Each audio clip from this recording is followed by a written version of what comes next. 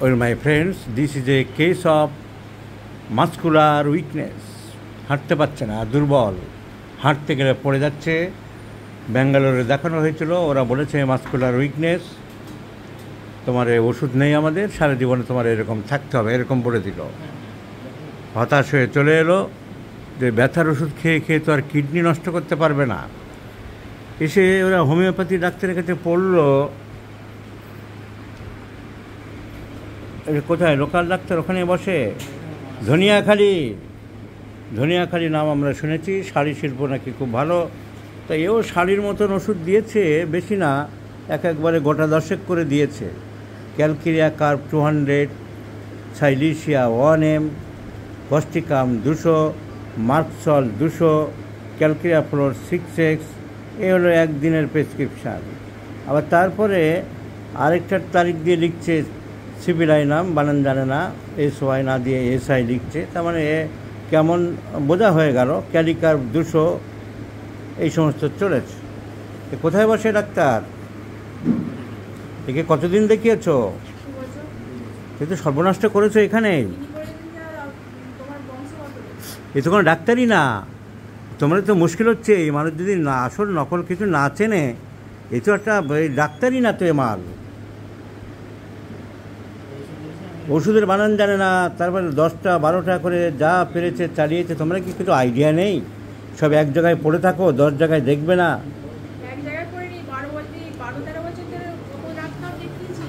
Homeopathy doctor আর দেখিয়েছিলে? তো এই রাম ছাগলের কাছে কি করে পড়লে?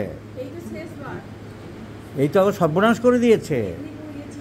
ভিডিও যারা দেখছে বন্ধুরা, আমি রেগে যাই, অনেক সময় খারাপ কথা বলি, কেন বলা উচিত কি শোভনীয় কমেন্টে জানাবেন।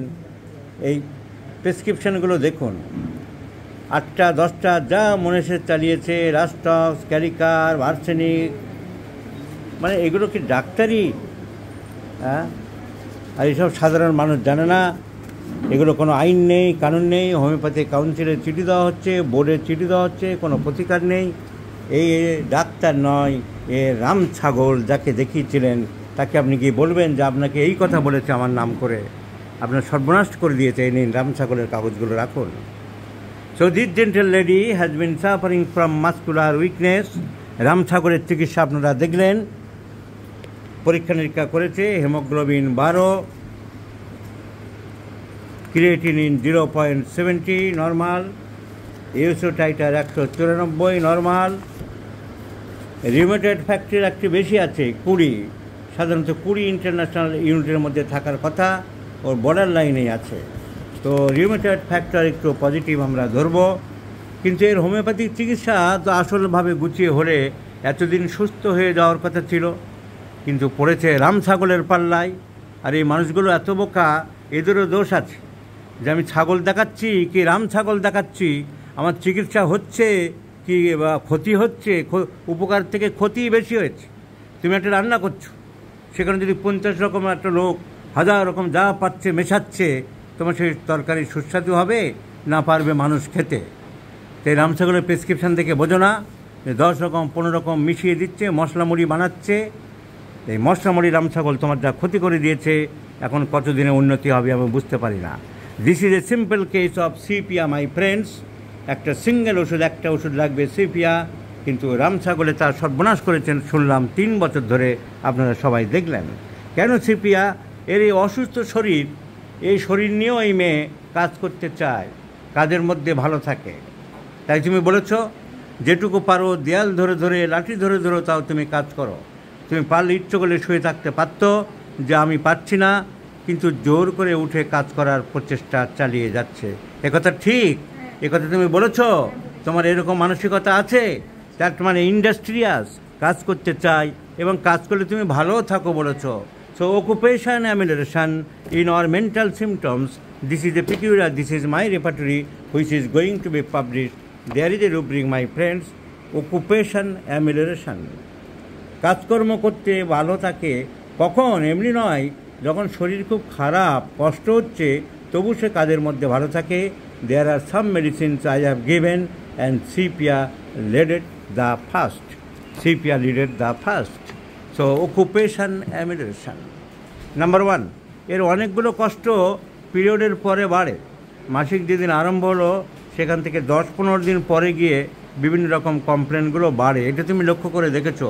কয়েকটা কমপ্লেনের নামও বললে, যেমন হোয়াইট ডিসচার্জটা বাড়ে, আরেকটা কী যেন বললে? কোমরে ব্যথা। এখন মাসিকের আগে না পরে? পরে, 15 দিন পরে। So if we go through the rubric, general symptom, menses after aggravates, menses during aggravates, menses after aggravates, CPI is one of the top graded medicine.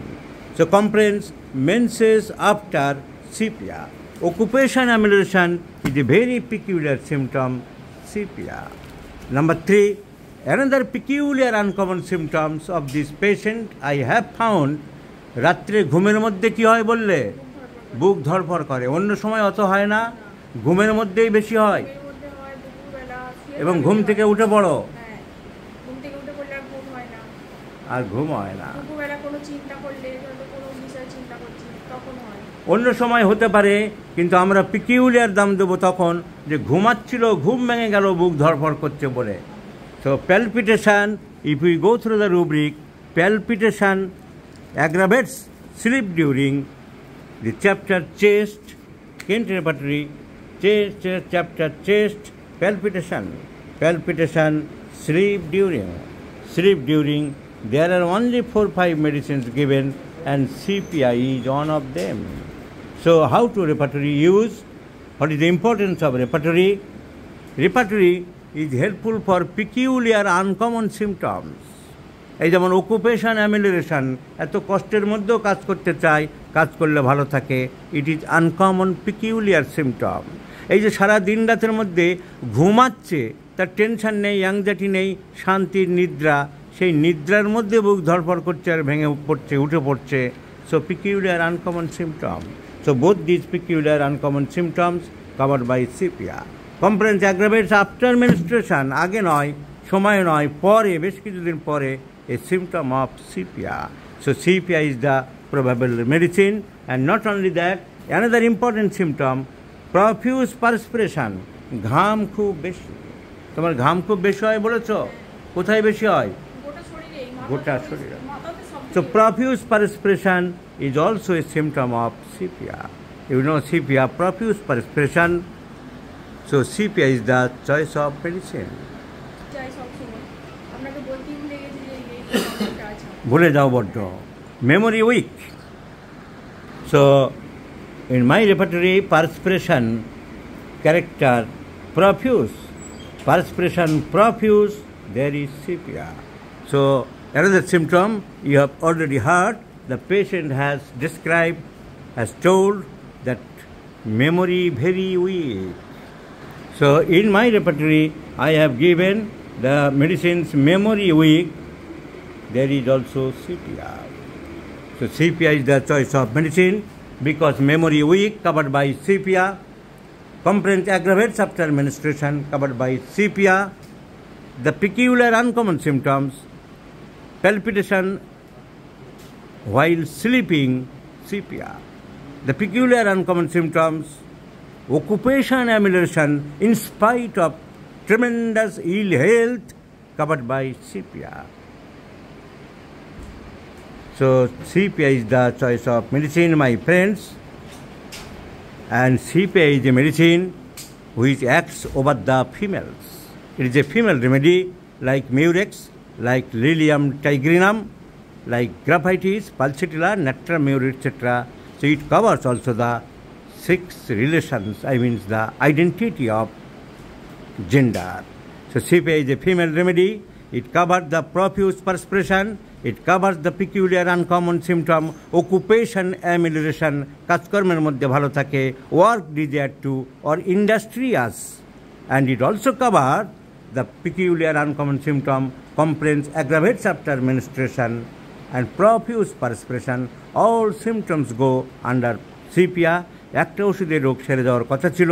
2.5 বছর ধরে এক হোমিওপ্যাথ ডক্টর বিডওয়েলের ভাষায় যারা বাস্টার্ড, যারা হোমিওপ্যাথির বোঝে না, তারা সমাজে ডাক্তার হয়ে বসে এইভাবে মানুষের ক্ষতি করছে, তাদের সময় নষ্ট করছে, তাদের অর্থ নষ্ট করছে, তাদের স্বাস্থ্যের ক্ষতি করাচ্ছে।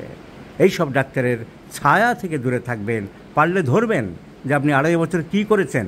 আপনার এই প্রেসক্রিপশান নিয়ে আমি কনজিউমার্স ফোরামে একটা কেস করব, কারণ আমি ডাক্তারবাবুর কাছে জেনে এসেছি এক সময় একটিমাত্র ওষুধ দেওয়ার নিয়ম উনি বই খুলে দেখিয়ে দিয়েছেন।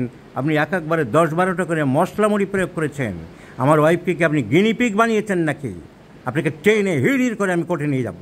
আমার ওয়াইফের যে ক্ষতি করেছেন সেই ক্ষতিপূরণ হিসেবে 10 লাখ টাকা আপনার কাছে ডিমান্ড করব।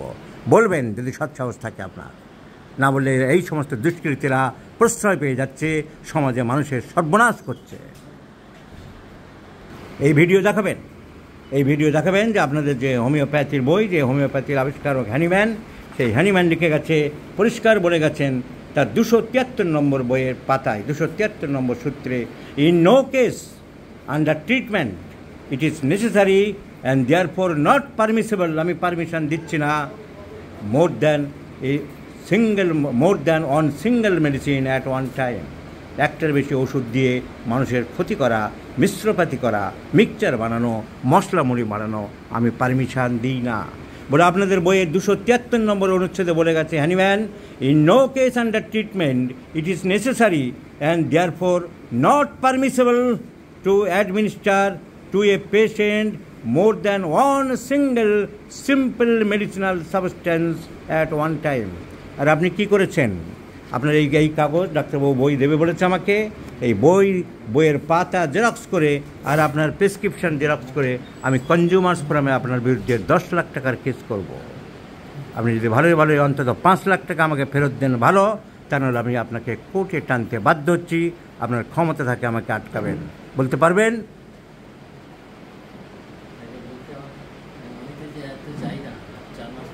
জানলেন, এই ভিডিও দেখাবেন, এগুলো দেখাবেন যে আপনি করেছেন কি, কেন করেছেন। হোমিওপ্যাথির আপনি নীতি মানছেন না, হোমিওপ্যাথি যে আবিষ্কার করেছে সেটা মানছেন না, আপনি এই করেছেন। আমার ওয়াইফের তো ক্ষতি করেছে, এর তো 2.5 বছর ক্ষতি করেছে। So let's see the result my friends, sepia 1 2 3 4 5 6। এবং আমার কাজ সেই কাজ যে চোর থাকলে চোর ধরা, সমাজে চোর থাকলে আপনারা ধরেন, দুষ্কৃতি থাকলে ধরেন, পুলিশের হাতে দেন। এরাও দুষ্কৃতী, এরাও চোর, এরাও ডাকাত, এরাও খুনি।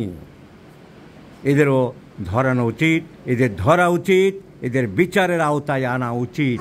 না আনলে এরা প্রশ্রয় পেয়ে যাচ্ছে, দেশের দশের সমাজের সর্বনাশ করে চলেছে, ক্ষতি করে চলেছে। সো এইসব মানুষেরা এদেরকে রেহাই দিচ্ছে, এদের বংশধররা আরও বেড়ে যাচ্ছে। তাই মানুষকে এই ভিডিওর পাশাপাশি এই রোগী আরোগ্যের সাথে সাথে আমি সতর্কবাণী করে দিচ্ছি, এই সমস্ত বাস্টারদের থেকে আপনারা দূরে থাকুন। আর পারলে এদের বিরুদ্ধে কনজিউমার্স ফোরামে কেস করুন, যে ক্ষতি আপনাদের করেছে তা কোর্টকে জানান।